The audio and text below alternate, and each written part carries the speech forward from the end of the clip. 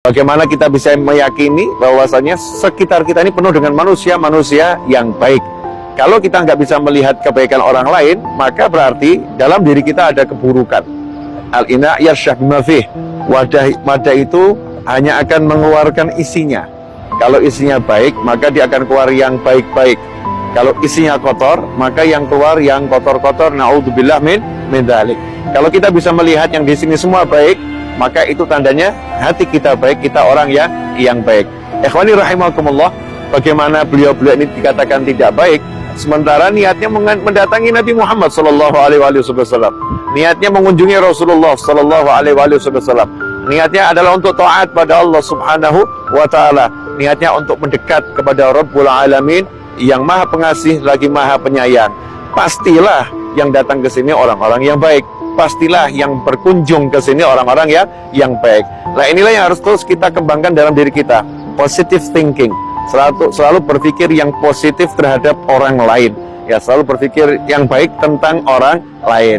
Nah, lantas bagaimana kita menyikapi jika ada seseorang yang ternyata perilakunya tidak sesuai dengan apa yang diajarkan oleh Nabi Muhammad SAW. Perilakunya bertentangan dengan norma sosial masyarakat yang menurut Al-Quran itu norma tersebut benar.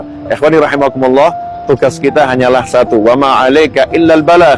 Tugasmu hanya menyampaikan ini baik, ini buruk, tanpa menghakimi siapapun. Kita hanya menunjukkan yang ini baik, yang ini buruk, dan tanpa menjelekkan siapapun, tanpa merendahkan siapapun, sehingga kita akan terus berpikir orang yang di hadapan saya lebih baik dari saya. Hanya saja ada kebaikan yang harus saya sampaikan. Hanya saja ada satu hal yang harus saya informasikan kepadanya yang mungkin ia belum tahu, yang mungkin ia lupa, yang mungkin ia belum mengerti.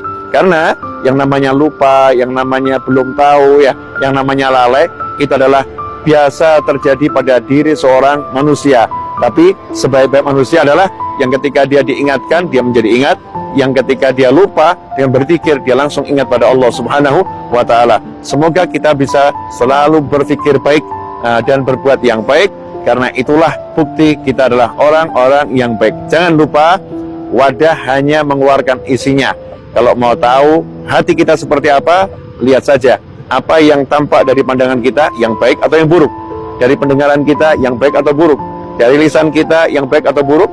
Dari tangan kita, yang baik atau buruk. Itu menunjukkan siapa diri kita yang sebenarnya. Dan mudah-mudahan kita dikumpulkan bersama orang-orang yang baik ini di dunia sampai nanti di surganya Allah Ta'ala. Wassalamualaikum warahmatullahi wabarakatuh.